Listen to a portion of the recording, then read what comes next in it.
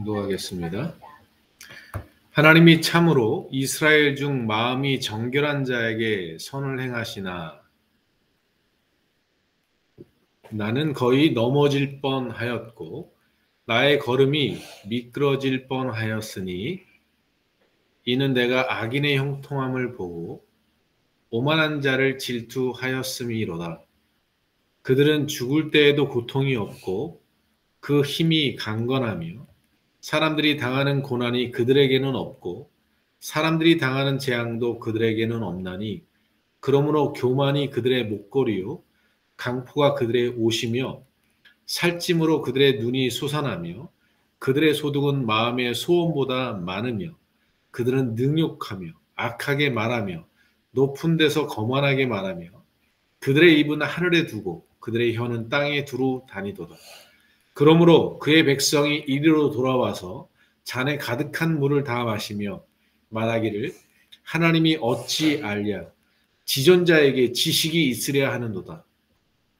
볼지어다 이들은 악인들이라도 항상 평안하고 재물은 더욱 불어나도다. 내가 내 마음을 깨끗하게 하며 내 손을 씻어 무죄하다 할 것이 실로 헛되도다. 나는 종일 재난을 당하며 아침마다 징벌을 받았도다.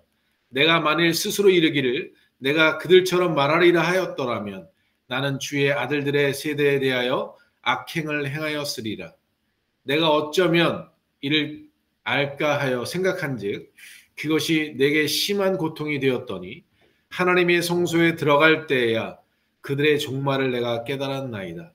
주께서 참으로 그들을 미끄러운 곳에 두시며 파멸에 던지시니 그들이 어찌하여 그리 갑자기 황폐되었는가 놀랄 정도로 그들은 전멸하였나이다. 주여 사람이 깬 후에는 꿈을 무시함같이 주께서 계신 후에는 그들의 형상을 멸시하시리이다. 내 마음이 산란하며 내 양심이 찔렸나이다. 내가 이같이 우매무지함으로 주 앞에 짐승이오나 내가 항상 주와 함께하니 주께서 내 오른손을 붙드셨나이다. 주의 교훈으로 나를 인도하시고 후에는 영광으로 나를 영접하시리니 하늘에서는 주 외에 누가 내게 있으리요 땅에서는 주밖에 내가 사모할 것이 없나이다. 내 육체와 마음은 쇠약하나 하나님은 내 마음의 반석이시요 영원한 분기시이시라. 무릇 주를 멀리하는 자는 망하리니 음녀같이 주를 떠난 자를 주께서 다 멸하셨나이다. 하나님께 가까이 함이 내게 복이라. 내가 주 여호와를 나의 피난처로 삼아 주의 모든 행적을 전파하리이다. 아멘.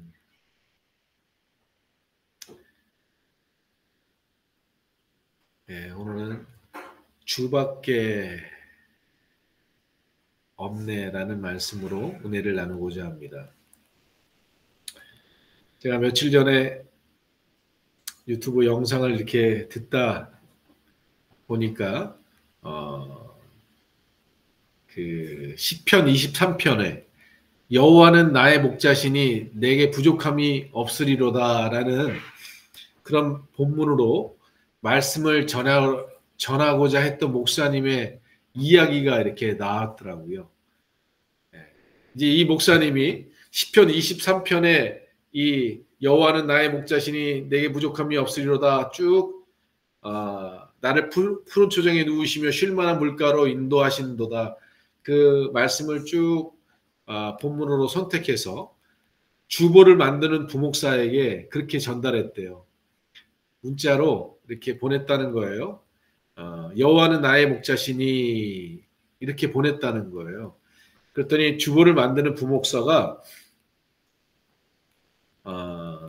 그 목사님께 그렇게 물어봤대요. 이번 제목이 여호와는 나의 목자시니 이건가요? 성경에 있는 그 말씀 그대로인가요? 그렇게 물어봤다는 거예요. 그래서 이 담임 목사님이 그 부목사한테 그랬대요. 그러면 뭐가 더 필요해? 그러면은 빼놓고 뭐가 더 필요해? 라고 얘기했다는 거예요. 그래갖고 이제 그렇게 얘기하고 그다음 그 주의 주보를 딱 받았는데 자기가 얘기했던 것보다 더 길더래요. 그래갖고 봤더니 본문이 제목이 이렇게 써 있더래요. 여호와는 나의 목자시니 뭐가 더 필요해? 이렇게 써 있더라는 거예요. 그래서 이 목사님이 화가 좀 났고 이 사람이 이게 뭐 하는 건가 싶어가지고 이미 주본 다 뽑았는데 이거 바꿔서 수정할 수도 없고 답답해서 아니 이걸 가지고 어떻게 설교를 하나 생각하면서 주님 이 여호와는 나의 목자시니 뭐가 더 필요해? 이 말씀을 가지고 뭐라고 설교해야 되겠습니까? 이렇게 제목에 맞게 설교를 해야 되는데 그리고 그걸 한 번 읽고 두 번 읽고 세 번 읽고 제목을 세 번 읽으니까 그 목사님 마음에 갑자기 감동이 오더래요. 여호와는 나의 목자시니 뭐가 더 필요해? 아, 그 말이 진리더라는 거예요. 아니 여호와가 나의 목자가 되셨는데 정말 내가 더 뭐가 필요할까? 그분이 나를 푸른 초장으로 쉴 만한 물가로 나를 높이시고 마침내 내 잔이 넘치게 해주시고 원수의 목전에서 상을 베풀어 주시고 여호와의 집에 영원히 거하게 하시는데 뭐가 더 필요해? 라는 생각이 들면서 여호와가 목자가 된 사람은 더 뭐가 필요하겠나 라는 생각이 들었다는 그런 간증을 그러한 이야기를 들었습니다. 오늘 시편 73편 우리 있는 말씀을 보면요. 25절 26절에 이렇게 말합니다. 25절에 이렇게 말합니다. 하늘에서는 주 외에 누가 내게 있으리요? 땅에서는 주밖에 내가 사모할 이가 없나이다. 라고 고백합니다. 하늘에서나 땅에서나 우리가 경외하고 의지할 존재가 주밖에 더 누가 있겠는가라고 오늘 이 시편 이 아삽이라는 기자는 기록하고 있습니다. 원래 아삽은요 찬양을 맡은 사람이었습니다. 해금을 가지고 연주하는 연주자이기도 하고 찬양을 이렇게 맡은 레위 지파 사람이었습니다. 그는 하나님 앞에 찬양을 올리면서 주밖에 누가 있는가라는 사실을 너무나도 확실하게 깨달은 이 신앙의 고백을 오늘 시편 74편에서 기록하고 있는 것입니다. 근데 이 사람이 깨달은 걸 한번 보십시오. 얼마나 이 깨달음이 컸는가. 1절부터 보면요. 자신이 큰 시험에 들었었다는 사실을 이야기합니다. 2절부터 쭉 11절, 12절까지의 말씀을 보면 그 말씀 속에 어떤 내용이 있습니까? 아니 예수 안 믿고 하나님 안 믿고 불신자들이 또는 하나님을 안 믿고 자기 힘으로 살아가는 사람들이 배부르고 잘되고 심지어 죽는 것도 아주 잘 죽고 편안하게 죽는 것 같고 그들은 고통도 없는 것 같고 그들이 말하는 것은 다 이루어지고 성취되는 것들 심지어 그들이 소원하는 것보다도 더 많은 것을 누리게 되는 이런 것들을 보면서 너무나 절망스러웠다는 거예요. 만일 내가 그런 사람이었더라면 내가 이스라엘 가운데 내가 진짜 많은 악을 행했을 것 같다. 내가 그랬더라면.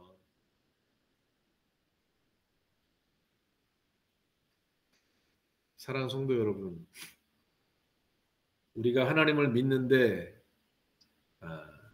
또 하나님에 대한 상처 중에 하나가 무엇냐면 믿지 않는 사람들은 너무나도 잘 먹고 잘 사는 거예요.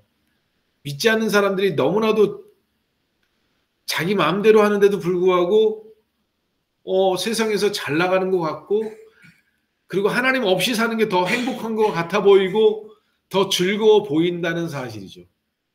그래서 하나님 믿는 게 때로는 짜증나고 때로는 하나님 믿는 것이 힘들고 귀찮고 이런 마음이 있더라는 거예요. 근데 이 아삽이라는 이 레위 사람이 깨달았어요. 그들의 현실을 눈에 보이는 것으로는 분명히 그들이 잘 먹고 잘 살고 형통하고 정말 부러움 그 자체 그런 것처럼 보였다는 거예요. 사랑하는 성도 여러분, 근데 이 아삽이라는 사람이요, 하나님의 임재 속에 들어가서 하나님의 은혜 속에서 그들의 삶을 보니까 얼마나 끔찍한 삶인지 오늘 17절 말씀에 보면 이렇게 나옵니다. 하나님의 성소에 들어갈 때에야 그들의 종말을 내가 깨달았나이다 라고 되어 있습니다. 여러분, 우리가 신앙생활하도요, 성전 뜰만 밟는 사람들 많아요. 그냥 예배당에 나와서 바닥만 밟고 가는 사람들이 많은 거예요. 그냥 왔다가 여기 앉았다가 그냥 가는 거죠. 근데 이 아삽이라는 사람이 그렇게 하나님을 찬양하고 하나님께 예배의 주체자가 되는 레위 사람이었음에도 불구하고 정말 하나님의 성소에 들어가 본 적이 없는 거예요. 다시 말하면 하나님의 은혜 속으로, 하나님의 임재 속으로 들어가는 게 없는 거예요. 그냥 나와서 예배드리면서 형식적으로 종교적으로 막 연주하고 찬양하고 예배드리고 다 했지만 실상 세상에 나가보면 하나님을 경외하지 않고 하나님 믿지 않는 사람들이 너무나도 잘 먹고 잘 살고 너무나 행복해 보이고 이게 너무나 배 아픈 거예요. 너무 부러운 거예요. 그래서 나도 저렇게 안 믿고 저렇게 살았더라면 얼마나 좋았을까라는 생각도 들었다는 거예요. 그래서 넘어질 뻔했다는 거예요. 죽을 뻔했다는 거예요. 근데 그걸 언제 깨달았냐? 하나님의 임재 속으로 들어가요. 하나님의 은혜 속으로 들어가니까 깨달은 거예요. 그들이 얼마나 불쌍한 삶을 살고 얼마나 불행한 길을 걸어가는지를 깨달아 안 거예요. 그들의 끝은 파멸이고 불이 불식간에 그들에게 저주가 임하는, 파멸이 임하는 이것을 내가 비로소 깨달은 거예요. 여러분, 하나님의 은혜를 깨달은 사람들은 동일하게 이렇게 얘기합니다. 정말 하나님의 임재 속에 들어간 사람들은요, 진짜 잘 먹고 잘 사는 사람을 보는데 불쌍해 보여요. 제가 기도하는 분들, 몇몇 분들 중에는 진짜 이 세상에 부러울 곳 없는 삶을 살아가는 분들이 있어요. 진짜 세상 사람들이 다 부러워할 만한 삶을 살아가는 사람이 있어요. 70평대에 대단한 위치에 그분의 한마디면 막 사람들이 껌뻑껌뻑 머리 숙이고, 예. 근데 그분을 보면 불쌍해요. 저렇게 살다가 지옥 갈 걸 생각하면, 저렇게 살다가 그 끝이 어떻게 될까를 생각해 보면 너무나 불쌍한 거예요. 그래서 그분을 위해서 기도하면, 아이고, 주여, 저 축복이 아니라 저주인데. 근데 아삽이 그 하나님의 은혜 속에 들어가지 않을 때는 그게 되게 부러워 보인 거예요. 그게 되게 갖고 싶은 거예요. 예전에 제가 저 건물들 중에 그냥 한 칸만 내 거였으면 좋겠다라고 얘기했었던 것처럼 그냥 저가 누리는 것 중에 조금만 내가 누렸으면, 네. 여러분들 그럴 거 아니에요. 이재용 회장의 100만 분의 1만 내가 가졌으면 얼마나 좋을까 막 이렇게 생각하는 분들도 많을 거예요. 근데 여러분, 이재용 회장이 불쌍해 보이지 않은 사람들은요, 주님의 임재 속에 들어가 본 적이 없는 사람이에요. 진짜 하나님의 은혜 속에 들어가면 모세와 같이 애굽에서 왕자로 그 부와 명예와 권력을 누리는 것보다 하나님의 백성과 함께 광야에서 고난받는 것을 더 사모하는 심령이 되는 거예요. 이게 진짜 하나님을 경험한 사람이고 하나님의 나라를 경험한 사람이에요. 하나님의 임재 속에 들어가서 온 우주 만물을 바라보니까 보세요. 하늘 위에 주밖에 없어요. 땅에는 또 주밖에 없어요. 하늘에는 주 외에는 없고 땅에는 주밖에 없다 이렇게 표현되어 있어요. 하늘과 땅에 우리가 사모할, 우리가 바라볼, 우리가 신뢰할 유일한 분 주밖에 없다는 사실을 말하고 있습니다.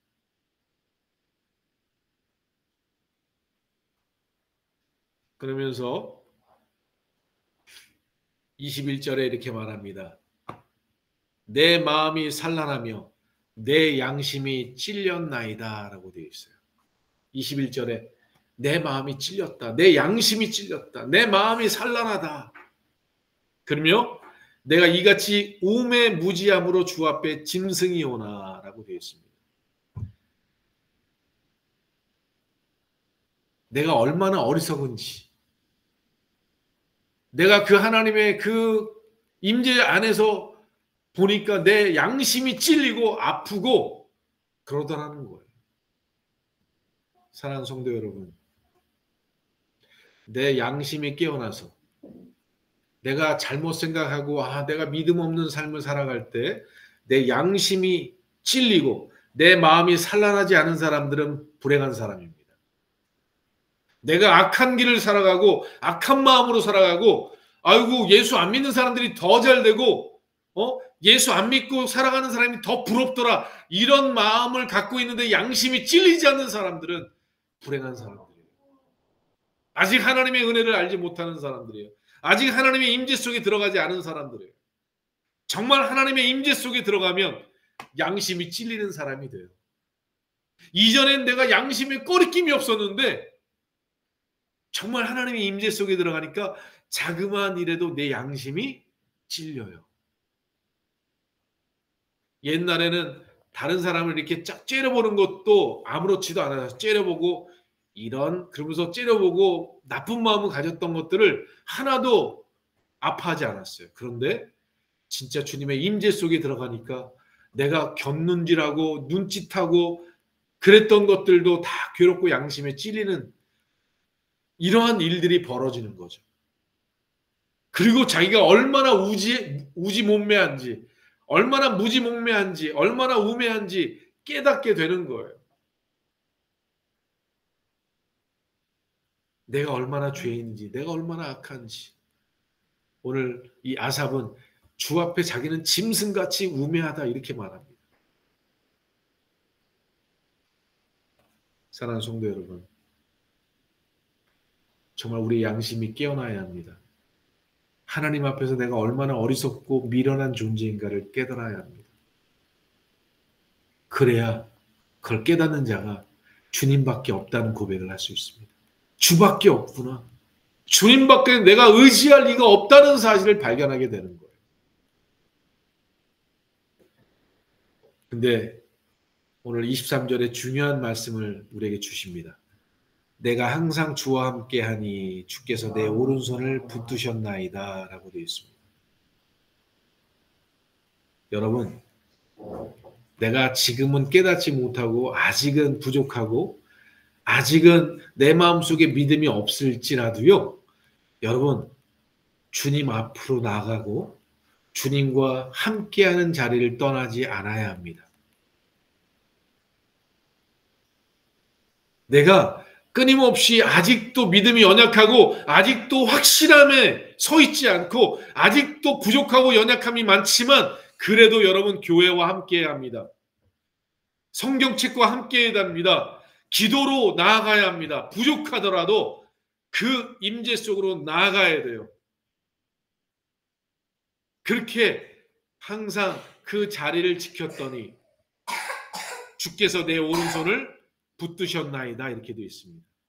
성경에 오른손으로 붙으셨다라고 얘기하는 이건요, 성경에 이렇게 되어 있어요. 내가 쓰러져도 내가 완전히 쓰러지지 않는 것은 주의 손이 나를 붙들기 때문입니다 라고 고백해요. 우리가 신앙생활 하지만 우리가 믿음 없어 넘어질 때도 있어요. 쓰러질 때도 있어요. 오늘 아삽처럼 세상 사람들 잘 되는 거 보면서 부러워하고, 야, 저 사람 하나님 안 믿어 저렇게 잘 되네, 부러워질 수도 있어요. 그런데 주님과 함께하는 사람은 그런 위험한 순간에, 믿음이 떨어지는 순간에 하나님의 의로운 오른손이 우리를 붙잡고 일으켜 주십니다. 오늘 아삽이 그걸 경험하는 거예요. 희한하죠? 진짜 절망하고 좌절하는 때 하나님이 누군가를 통해서 손을 잡고 일으켜 주세요. 용기를 주세요. 새 힘을 주세요. 다시 걸어갈 수 있도록 하나님이 인도해 주세요. 그게 하나님의 손길이에요. 어떨 땐 말씀을 통해서 나를 일으켜 주시고요. 어떤 때는 찬양을 통해서 나를 일으켜 주시고요. 어떨 때는 말씀을, 예배를 통해서 하나님이 일으켜 주세요.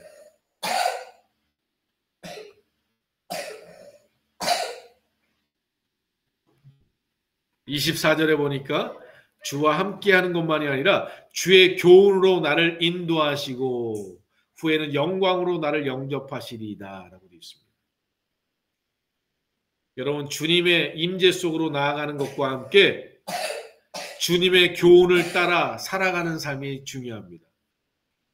주님이 내게 말씀하시는 것을 순종하고 그 길을 따라가는 것이 중요하다는 사실입니다. 우리에게 성경책을 주시고 우리에게 영적 리더를 주시고 우리에게 믿음의 사람을 허락하시는 것들은요, 그들을 통해서, 그 말씀을 통해서 우리를 교훈하시고 우리를 인도하시는 거예요. 그 인도하심을 따라가 보세요. 그 후에는 영광으로 나를 영접해 주십니다. 여러분, 요셉이 그 대표적인 사람 아닙니까?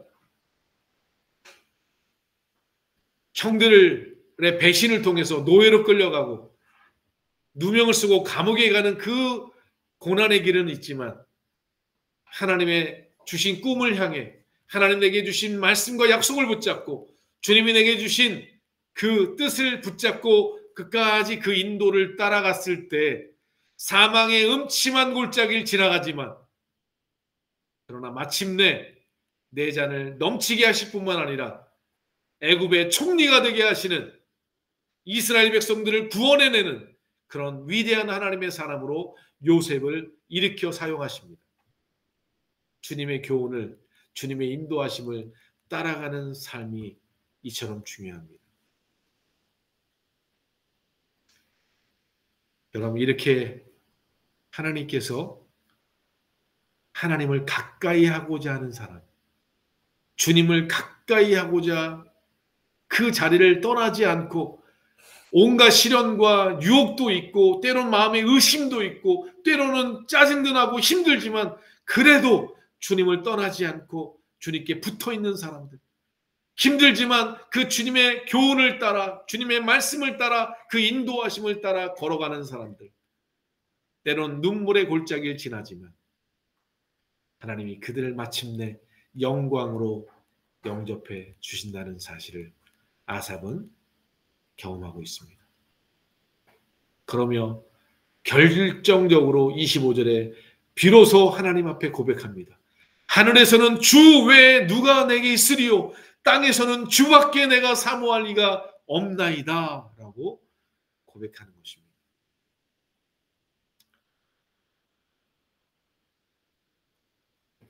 저는 간혹 가다가 제가 섬뜩 그런 마음을 느낄 때가 있습니다. 내가 주님으로 만족하지 못하는 것, 주님만 바라보지 않는 것. 여러분, 이게 얼마나 위험한 일인지 아십니까? 우린 다 양다리 걸치고 살아가잖아요. 주님도 바라보고 세상도 바라보고, 주님도 바라보고 사람도 바라보고, 주님도 바라보고 환경도 바라보고. 그래서요, 주님 바라볼 때는 힘이 났다가 또 사람 바라보고 의지하거나 또 절망하고, 환경 바라보고 또 즐거워했다가 또 좌절하고, 세상을 바라봤다 또 거기서 기뻐하다가 또 좌절하고, 이런 반복된 우리의 삶을 걸어갈 때가 얼마나 많습니까? 그 이유 중에 하나는요, 우리가 주의 임재 속에 주님의 은혜로 우리의 눈이 열려서요, 주님밖에 없다는 사실을 놓치는 거예요. 또 사람을 의지하고 또 환경을 의지하고 또 물질을 의지하고 또 보이는 것들을 의지하는 우리의 이 주님밖에 없다는 사실을 놓치는 순간 우리는 세상의 좌절과 절망의 길로 또 달려가는 거예요. 베드로가 왜 물에 빠졌죠? 주님만 바라보면 되는데 주님도 바라보고 풍랑도 바라보니 물속으로 빠져 들어가는 거예요. 왜냐하면 주님은 멀고 현실은 가까이 보이기 때문에 그렇습니다. 사랑하는 성도 여러분, 여러분에게 오늘 이 시간 귀한 주의 복음을 전합니다. 주님만 바라보십시오. 이렇게 이야기하면 그러면 나는 어떻게 살라는 말이에요? 주님만 바라보면. 네, 부가 설명을 해드리면요. 주님만 바라보라는 얘기는요. 주님의 시선으로 세상을 바라보라는 얘기예요. 주님이 지금 저 세상을 어떻게 바라보실까? 주님이 저 사람을 어떻게 바라보실까? 주님이 이 환경을 어떻게 바라보실까? 그 주님의 시각으로 볼 수 있도록 내가 먼저 주님을 바라보고 주님의 음성에 귀 기울이라는 얘기예요. 자, 제가 이재용을 바라보면서 야, 이재용 실력 있어, 능력 있어 바라보고 있다라고 생각해 보십시오. 그런데 주님의 시선으로 바라보면 이재용은 한낱 주님의 도구에 불과해요. 그냥 오늘이라도 부르면 끝나는 인생이에요. 그 생명의 호흡이 코에 달려있는 사람이에요. 그냥 하나님이 코 딱 잡으면 그냥 몇 분 만에 끝나는 인생이라고요. 머리에 뇌출혈이 한번 나면 말 못하는 식물인간이 될 수 있는 그런 연약한 존재라는 거예요. 그런데 주님의 시각으로 안 보면 너무나 거대한 존재로 보이죠. 내가 바라보는 현실도 그래요. 내가 바라보는 세상도 그래요. 내가 바라보는 물질도 그래요. 어떤 사람이 은행에 어마어마한 재정을 갖고 있으면 저 사람은 부족한 게 하나도 없어. 저 사람은 너무 행복할 거야. 여러분, 그들이 행복하다고 여러분 어떻게 장담하십니까? 그들이 행복하면요.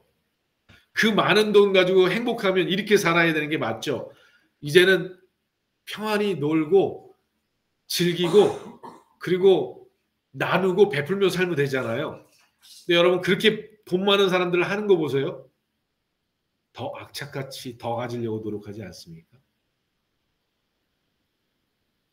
언젠가 계산을 해봤다는 사람이 있어요. 한 은행에 10억 넣고 나면 진짜 그때부터는 복음 전하면서 너무나 행복하게 살 수 있을 것 같아요. 그냥 10억만 은행에다 넣어놓으면 한 달 이자가 얼마까 계산해가지고. 근데 여러분 10억이 아니라 100억을 갖고 있는 사람은 그럼 어떤 마음을 가져야 되죠? 진짜 행복하게 살면 돼요. 돌아다니면서 그 평생 죽을 때까지 다 못 쓸 수도 있어요. 웬만한 직장인들 연봉이 얼마예요? 근데 100억이라 생각해 보세요. 연봉이 1억이 안 되는 사람에게 있어서는 100년 동안 쓰는 거예요. 그런데 그 돈을 가지고 있는 사람이 이제 즐기고 난 이제 다 됐어. 행복하게 살아야지. 그런 사람 보셨나요? 아니요. 그 사람 그거 지키려고 불안해하고요. 그거 안 뺏기려고 집 담 높이 쌓고 혹시라도 도둑 들어오나 막 이렇게 살고요. 보디가드 두고요. 혹시라도 나 훔쳐가면 어떻게 하나. 날마다 사람들이 혹시라도 내가 훔쳐가지 않나 불안한 중이에요. 아귀 다툼하듯 더 이렇게 살아갑니다. 이게 행복일까요? 큰 소리는 칠 수 있어요. 남들보다 비싼 음식은 먹을 수 있어요. 근데 행복은 없을 수 있다는 사실. 진짜 행복은 하나님이 주시는 거니까. 사랑하는 성도 여러분, 오늘 아삽이라는 사람이 깨달은 진리를 발견하십시오. 주님의 임재 속에 들어가서 주님의 은혜에 들어가서 주님의 눈이 우리의 눈을 열어주셔서 세상을 주님의 시각으로 바라봤더니 그들이 얼마나 불쌍한 사람인지, 그들이 얼마나 그 끝이 멸망인지 깨달아 알게 되고, 그 양심이 살아나고, 그 하나님의 임재 속에서 하나님의 영광을 바라보고,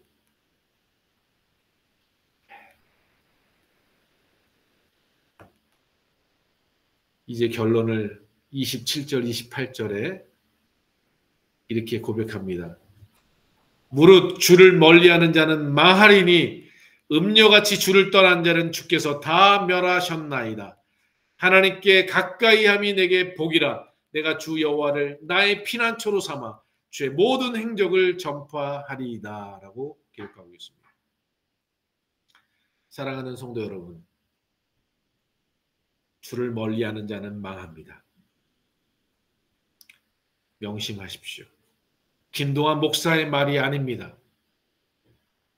하나님의 말씀이 기록되어 있습니다. 무릇 주를 멀리하는 자는 망하리니 음녀같이 주를 떠난 자를 주께서 다 멸하셨나이다. 여러분 두려워하십시오. 하나님을 피하는 사람은 세상에 그 어떤 것도 피할 수가 없습니다.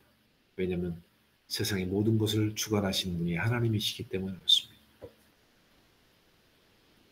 우리는 28절의 말씀처럼 하나님께 가까이 하는 사람들, 여호와를 나의 피난처로 삼는 사람들이 되어지라고 결론 짓고 있습니다. 여러분들은 얼마나 하나님을 가까이 하십니까? 얼마나 여러분은 어려움을 당할 때 하나님께 피하십니까? 마음이 힘들고 좌절하고 절망하는 그 고난의 시간에 얼마나 하나님이 여러분의 피난처가 되어주십니까? 저는 너무나도 감사해요. 하나님께 진짜 너무나도 감사해요. 왜냐하면 어려서 의지할 게 주님밖에 없었어요. 저희 어머니 아버지, 저희 형 가족들도, 저희 주변에 있는 사람들이요, 내가 의지할 이가 없었어요. 왜냐? 다들 나를 무시하는 것 같고, 나를 멸시하는 것 같고, 나는 능력도 없고, 재주도 없고, 실력도 없는 것 같아서 의지할 게 하나님밖에 없게 되어진 존재가 된 것 같았어요. 그래서 인생은 나그네 길, 어디서 와서 어디로 가는지, 빈손으로 왔다 빈손으로 가는 이 인생, 뭐가 낙인가? 그렇게 살다가 예수 그리스도를 만나고 나니까요, 주님을 만나고 나니까 얼마나 기쁘고 감사한지, 자기의 생명을 다해서 나를 사랑하시고 나를 구원하신 그 예수 그리스도의 사랑이 내게 있으니까, 동안아 내가 너를 위해서 죽었다, 동안아 내가 너를 사랑한다, 하나님이 날 사랑하고 하나님의 아들 예수가 나를 이렇게 사랑하는데 무엇이 더 필요할까요? 무엇이 더 중요할까요? 그래서요, 세상에서 있다 보면 공부하고 친구들 만나고 막 지나다 보면 마음이 상해요. 마음이 힘들어져요. 그러면 주님께 달려와서 기도실에 가서 기도하고 1시간, 2시간 하나님께 기도하면 하나님이 위로해 주세요. 그러면 또 힘을 얻고 또 그 다음날 또 나가서 일하고 공부하고, 그리고 또 힘들어지면 또 교회 와서 기도실에서 또 주님께 부르짖고 기도하면 또 주님이 위로해 주시고 힘 주시고. 사랑하는 성도 여러분, 제 어린 시절에 이 경험이 얼마나 축복이었는지 그때는 잘 몰랐어요. 그때는 내가 그렇게 한 것 같고, 내가 잘나서 그렇게 한 것 같아. 나 이렇게 주님을 섬겼잖아요. 근데 뒤돌아보니까 다 하나님의 은혜더라. 지금은 말할 필요도 없죠. 주님밖에 없습니다.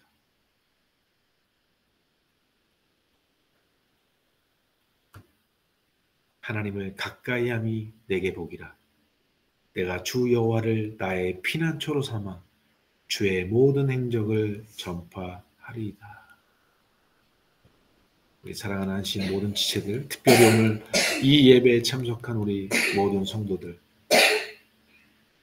주밖에 없습니다. 주님밖에 없습니다. 그 주님께 가까이 하십시오. 그분의 인도하심을 따라 사십시오. 어렵고 힘든 일이 오면 사람 의지하지 말고 그 주님 앞에 나가서 위로받으십시오.